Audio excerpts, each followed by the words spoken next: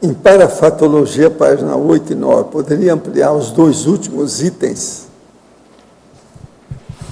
Parafatologia, a holobiografia pessoal, trazendo a hipótese de macrossoma. É muito legal a gente pensar nessa condição da holobiografia. Primeiro, se eu tive esse diagnóstico de esclerose múltipla, ele é proveniente da minha holobiografia. Ele não é um resultado só dessa minha existência. E, logicamente, como que eu vou pensar nessa lógica, como que eu vou vivenciar essa lógica?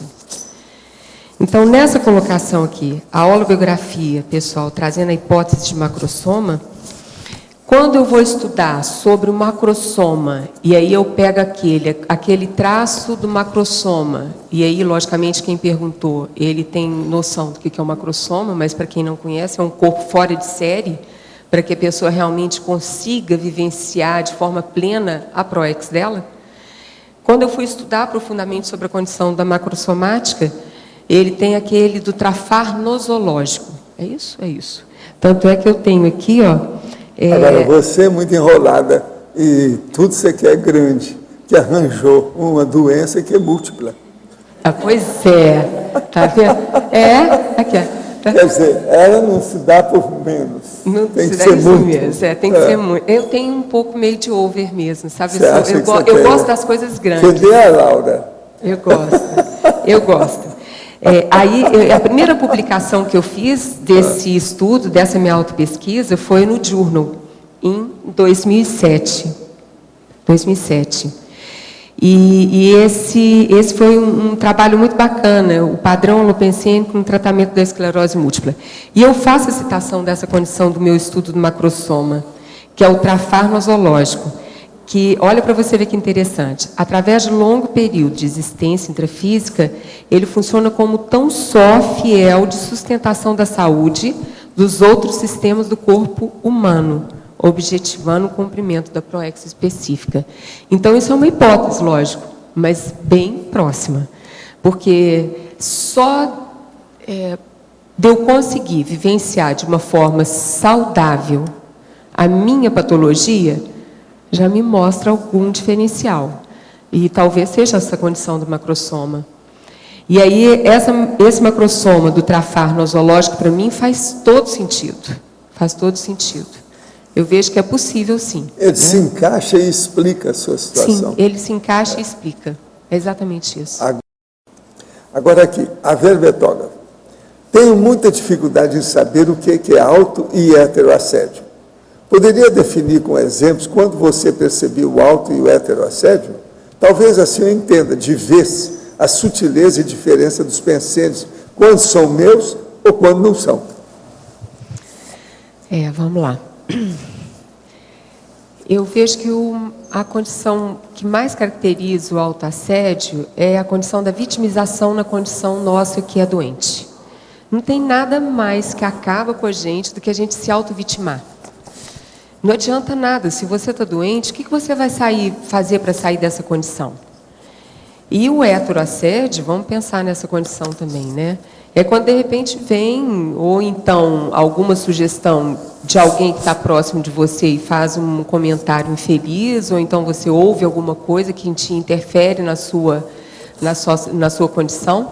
Mas, para isso, a gente tem que ter uma profilaxia energética para que não seja cometida pelo heteroassédio. Eu não tenho condição de ser interferida por terceiros na minha psicosfera. Se eu estiver bem rígida, se eu tiver rigidez holopensêmica, se eu tiver qualidade de pensene, de pensamento, de energia, isso não vai me pegar. E a condição realmente da vitimização é a maior causa que a gente tem de autoassédio. Quando a gente é doente, quando a gente tem muita dó da gente. Tanto é que eu passei por uma fase em que eu tive que tomar algumas decisões muito sérias, que para mim foram muito sérias, porque a coisa que eu mais gosto de fazer hoje em dia, que é a minha grande profissão, são as atividades da conscienciologia. E eu estava, na época, coordenando o IPC de BH, e estava como executiva do ECP2. E eu comecei a ter alguns sintomas da doença. Comecei a piorar. E decidi que uma das coisas que eu teria que fazer é pedir o meu afastamento dessas minhas duas funções. E aquilo mexeu muito comigo. Porque eu estava me ficando muito de vítima. Eu falei assim, gente, mas olha aqui, como que eu posso... Vamos supor, a condição da constipação, que me acomete muito. Aí eu comecei um dia a falar assim, nossa, eu estou fazendo tudo certo, eu alimento bem, eu faço exercício... Aí, de repente, eu paro um pouquinho, em um determinado dia, eu paro um pouco, sento em frente à televisão, e na hora que eu ligo a televisão, eu gosto de assistir no final assim, de tarde, aquele Home Health, que tem vários assuntos, e eu vejo um relato de uma criança que estava com uma constipação, não era de uma semana igual a mim, era de 2 meses. Aí, de repente, um parador vem e fala assim, tá vendo, bobinha? Você não pode ficar choramingando por causa de uma bobagem, de uma constipação. Então, não tem coisa que mais acomete a pessoa que é doente crônica do que ela ficar se lamentando do sofrimento dela. Então, quais são as medidas que você toma para minimizar esse seu sofrimento, essa sua crise? Não é sofrimento, vamos tirar a palavra sofrimento, que é muito pesada, é ruim. Traz isso para uma reflexão madura. A condição da gente usar o mental som é muito bacana, né? Que a gente leva para a racionalidade. Então, quais são as medidas que você toma para sair daquela condição que te acomete? Por exemplo, hoje em dia, eu preciso de algumas características, algumas medidas de profilaxia que são muito boas para mim. Eu sou docente, sou pesquisadora da Conscienciologia. Eu preciso de dar aula, de ficar em pé ali, né? Me expondo e tal. Mas eu não dou conta mais de ficar em pé. A doença já me acomete de uma forma que eu preciso ficar mais sentado do que em pé. Tá bom, então eu vou dar aula no banco. Qual que é o problema? Sem problema, tá bom. E aquilo, o que é mais importante para mim? É fazer assistência. E o que eu tenho que fazer com essa condição? Rasga o orgulho e toma a providência que você tem que tomar. Por exemplo, em longas distâncias, hipermercados, shoppings, ou então aqui no CAEC, eu preciso de uma cadeira de roda. Né? E aí eu falei assim, vamos usar a cadeira de roda, qual que é o problema? E muitas vezes eu vejo que as pessoas, elas deixam de aproveitar por causa de repente, o orgulho bobo de não poder usar a ferramenta que ela tem. O maior exemplo que eu dou para essa condição é o físico aí, o Stephen Hawking. Querendo ou não, ele é um cara que faz altas produções, mas um corpo horrível, né? Porque, na verdade, ele tem uma esclerose múltipla pior que a minha, que é a esclerose lateral amiotrófica, que deixa numa condição o corpo muito pior. E, na verdade, ele dá um show de bola em relação à ProEx dele. Aí eu fico pensando assim, por que a gente se acomete por causa da doença crônica? É isso que eu escrevo, até escrevi no Journal, nesse artigo. A gente não pode rasgar a nossa ProEx, né, Loche? Por causa de um acometimento físico. A gente tem que fazer fazer valer nossa ProEx. A sua cadeira de roda é granfina? Olha, por enquanto não, porque eu não tenho automática.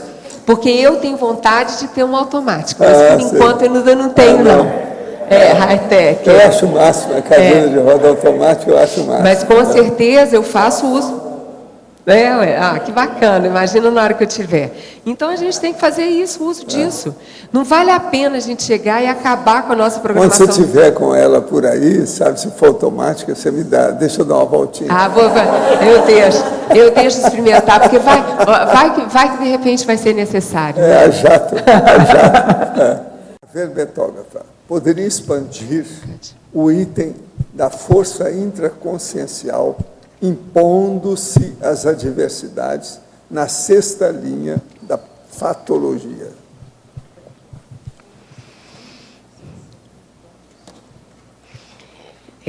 Se eu não buscasse por essa consciencialidade ígida, equilibrada, de padrão holopensênico homeostático, retilíneo, eu não teria condição de ter essa qualidade e não teria condição de viver a adversidade da patologia. Por exemplo, é a condição que nós estávamos aqui conversando. Quantas pessoas que acabam se entregando os pontos porque elas têm uma doença crônica? E essa qualidade de vida, ela dá a possibilidade para eu lidar de forma saudável com as adversidades. Por exemplo, o exemplo da minha cadeira de roda. Então, na hora que eu uso a cadeira de roda, eu uso com esse intuito, de poder realmente ficar cada dia melhor e com mais possibilidade de fazer assistência. E essas adversidades a gente vai vivenciando o tempo inteiro. Uma outra diversidade que eu vivencio, que eu quero colocar, porque eu acho extremamente importante. A esclerose múltipla, ela compromete um pouco o controle nosso de esfíncteres. E, automaticamente, ela, muitas vezes, ela compromete a contenção urinária. Ela dá uma emergência urinária, ela faz com que a gente tenha uma emergência de ir ao banheiro. E teve uma época que eu pensei em parar de fazer até cursos de campo por causa dessa condição. Porque todo mundo sabe que curso de campo a gente tem que ficar ali quietinho durante muito tempo e não pode sair. Falei, aí eu cheguei lá no instituto, a Mariana estava comigo, eu falei assim, não, eu quero parar com esse negócio de ficar fazendo esses cursos, essa emergência urinária que eu passo é muito ruim. E esse negócio também de dar aula e precisar de sair, eu vou parar com isso. Aí a Mariana chegou para mim e falou assim, mas por que você vai parar com isso? Usa fralda. Aí eu fui, levei isso para casa. É lógico que no começo eu fiquei assim, eu levei um susto. Eu falei, poxa, que coisa chata. Que coisa chata, Vou será? virar criança. Aí, de repente, é lógico. Aí a gente tem que realmente reconhecer a interferência dos amparadores. Na hora que os amparadores vêm e falam assim, o que você quer parar de fazer? Quer parar de fazer curso de campo e dar aula? Por conta de usar fralda, faz assim, rasga o orgulho e coloque. Tem uma coisa que eu preciso da gente lembrar aí para o povo que não entendeu, não conheceu ela mais nova. Ela é bonita hoje, mas ela era de fechar o comércio. Agora, a moça bonita, cheia de vida desse jeito. E aparece lá, dentro de casa, os próprios médicos falam, você está com esclerose múltipla. Não, pensa o choque. Olha a antipodia do processo, a extremidade, o radicalismo disso. É sim. E ela saiu bem. É uma filha da mãe, né? Querendo ou não, é isso aí. Aí eu cheguei e falei, você quer saber uma coisa? Então tá, é lógico, tem que usar a fralda. Aí eu falo assim, lógico, aí é um recado que eu quero dar. Não usem, não criem o hábito de usar a fralda como se fosse uma peça íntima. Não é essa a ideia. A ideia é que a pessoa utilize numa necessidade. Porque então ela vai criar um vício errado. Porque o bom é que ela faça isso, o uso, de uma forma que seja inteligente.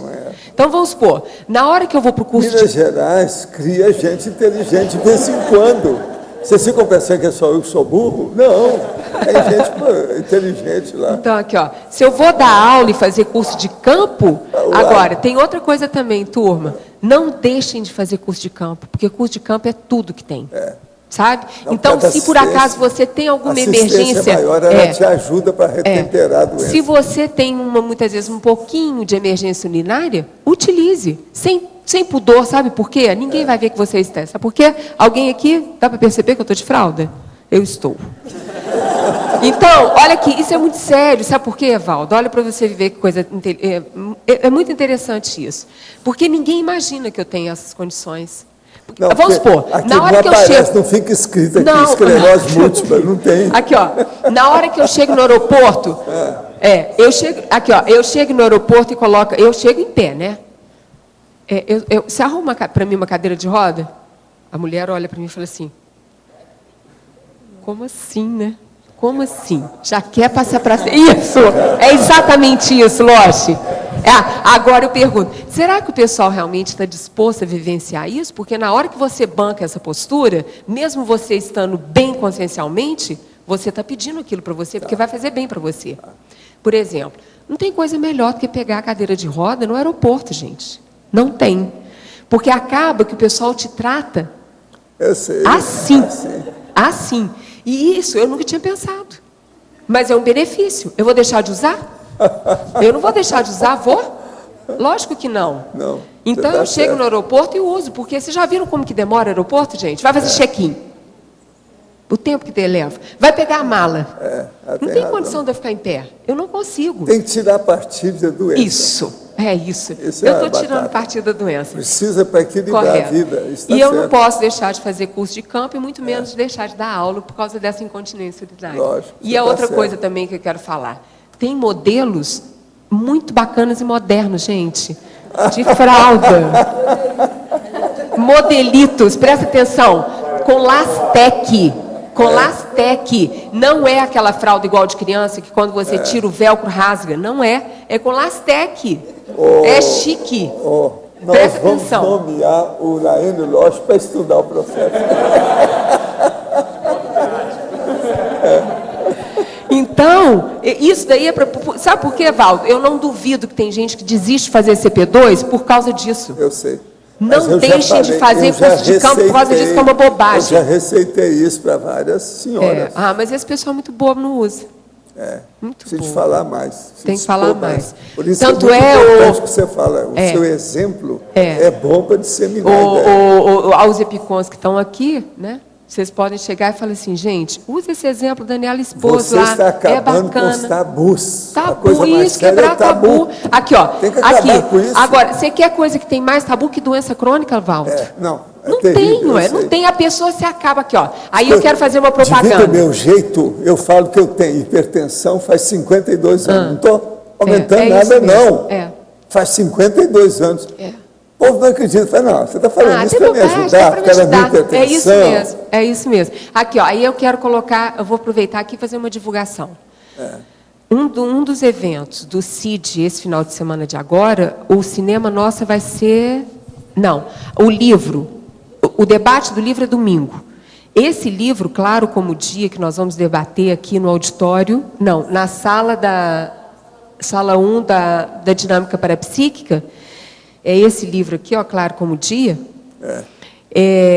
Não, foi o filme mesmo, desculpa. Mas então fica aqui a propaganda para esse debate, porque tem muita coisa desse personagem que é exemplar na vivência da doença crônica dele, mas que eu cito aqui no meu verbete também, a respeito de como que ele acabou se envolvendo com a vida dele só com o workaholic. Ele perdeu muito tempo de só pensar nisso. Agora, um livro seu é que a gente está esperando para ver. Né? Mas ele já tá na forma. Pois é. Já está na forma. Está no prelo. Esse livro, ele vai chamar de Paciente Assistente. Uma história de uma doente crônica. De paciente, assistente. Bom, hein? Gostou? Assistente, paciente. De paciente assistente. Muito bom. Não, mas eu quero chegar onde que eu ia chegar. No filme, que nós vamos passar, então, no sábado, não é isso, Rê? Sexta-feira, 18, que é Além da Vida? O filme é Além da Vida. Nesse filme, ele, por incrível, né, a gente estava escolhendo o filme, aí eu e a Regina, a gente sempre estuda, a gente faz esses debates muito juntas, né? Lógico, nós somos as coordenadoras. E nós assistimos esse filme juntas. E nesse filme tem um exemplo de um cara que o parapsíquico vai atender um paciente dele lá, e ele cita que a mulher dele teve esclerose múltipla e falando que estava na cama. Eu falei, gente, mas por que a pessoa fica na cama? Aí vamos dar o exemplo do Stephen Hawking. Ele está com a pior esclerose múltipla e ele não está na cama. Então, quer dizer, como que a pessoa vivencia uma doença crônica? Ela precisa se entregar? Ela precisa ficar acamada? Terminar com a vida dela? Rendição. A rendição? Porque tem uma dorzinha aqui, tem uma dorzinha ali. Eu estou muito doente. Vocês é porque são jovens. Na hora que chegar na minha idade, você vai ter dor toda hora. Ela salta de um lado para o outro. Faz parte da vida da gente. Você até acostuma. Eu acho, de vez em quando, que eu estou tão quieto, não tem nada, mas está esquisito. O que houve? Valdo, e é essa máxima que eu coloco aqui na frase enfática. Um dia nós vamos ser ou paciente ou assistente. Preciso saber. Todos nós vamos viver isso. Para ser assistente titular depois da segunda dessoma. Muito importante. Aí eu desafio. Em Ciclologia, página 10, poderia relatar o ciclo seriexológico? O ciclo seriexológico. Se a gente parte do princípio que a evolução da gente, ela não é só essa dimensão, só essa nossa vida intrafísica, se a gente se acometer de uma patologia, por exemplo, eu acabo comprometendo a minha próxima existência no meu período intermissivo. Então, eu tenho que ter qualidade de vida ideal para que eu consiga passar por esse ciclo de múltiplas vidas Ressoma e dessoma com qualidade, porque a qualidade de vida ideal não é só para quem está aqui no intrafísico, é para quem também está no extrafísico. É essa maturidade para ele poder vivenciar de forma mais plena possível a realização do que ele está para fazer. Porque ou aqui ou na outra dimensão nós vamos ter que realizar alguma tarefa. E qual que é a nossa preparação para essa tarefa? Será que realmente a gente está preparado? Será que a gente está conquistando as qualidades, os atributos e desenvolvendo o nosso parapsiquismo, a nossa inteligência evolutiva para realmente viver plenamente o extrafísico depois que a gente dessomar? Depois que a gente perder esse corpo físico? Eu acho que é isso que a gente tem que pensar. Porque a gente tem vidas, e a qualidade de vida ideal ela tem que estar preenchendo todas elas. Foz do Iguaçu tem energia. A energia das nossas águas, dos nossos ventos, das nossas matas e animais. A energia de nossa gente, de nossa história, de nossa diversidade. Dia e noite, Foz é energia. A escolha ideal para materializar uma iniciativa pioneira no planeta. Uma comunidade voltada à pesquisa da consciência de modo integral, considerando as bioenergias, as vidas anteriores, as múltiplas dimensões e seus diversos veículos de manifestações, além do corpo físico. Estamos falando da conscienciologia, ciência proposta pelo pesquisador independente, autor e professor Valdo Vieira. Uma abordagem que conquistou reconhecimento internacional, trazendo a consciência ao universo científico na condição desafiadora de observador e, ao mesmo tempo, objeto das experiências. Assim surgiu o embrião da futura Comunidade Permanente de Pesquisadores da Consciência, o CAEC, Centro de Altos Estudos da Conscienciologia, fundado em 1995 na região do Tamanduazinho. Hoje, aquela área recebe oficialmente em Foz o nome de Cognópolis, o bairro do conhecimento, e recebe conscienciólogos de várias partes do mundo. Um grande polo atrator de intermissivistas, aqueles que estudaram em cursos especializados para cumprir as programações de vida com que se comprometeram antes de seu nascimento nesta dimensão física. O CAEC foi o primeiro e continua sendo o mais importante complexo de pesquisa na Cognópolis de Foz do Iguaçu. Ele abriga a holoteca, com centenas de milhares de livros e artefatos do saber. O patrimônio científico da holoteca é oferecido à comunidade de Foz do Iguaçu de maneira pública e gratuita. Também lá se encontra o Holociclo, que reúne os voluntários que se dedicam à linha de produção da Enciclopédia da Conscienciologia, trabalho coordenado pelo professor Valdo Vieira, que já rendeu a publicação de mais de 8.000 páginas. Em 19 de setembro de 2008, a holoteca ganhou o projeto de sua nova casa das mãos do renomado arquiteto Oscar Niemeyer.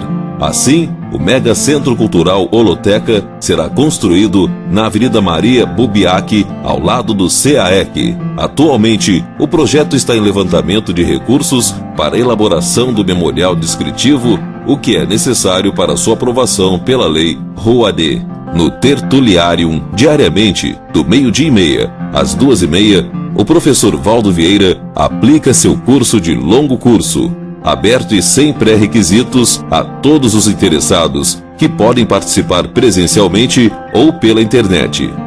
O CAEC, porém, não é o único complexo ali presente e a Cognópolis continua a crescer. O plano diretor para o bairro é formado por extensa área de preservação ambiental, condomínios residenciais e um centro empresarial e de convenções. O Discernimento, que reúne organizações conscienciológicas de voluntariado e empresas de serviços. Muita gente não sabe, mas tudo isso foi e está sendo construído com a força do voluntariado. A Enciclopédia da Conscienciologia e o Mega Centro Cultural Holoteca compõem o eixo central da programação de vida da maioria dos intermissivistas que moram em Foz do Iguaçu.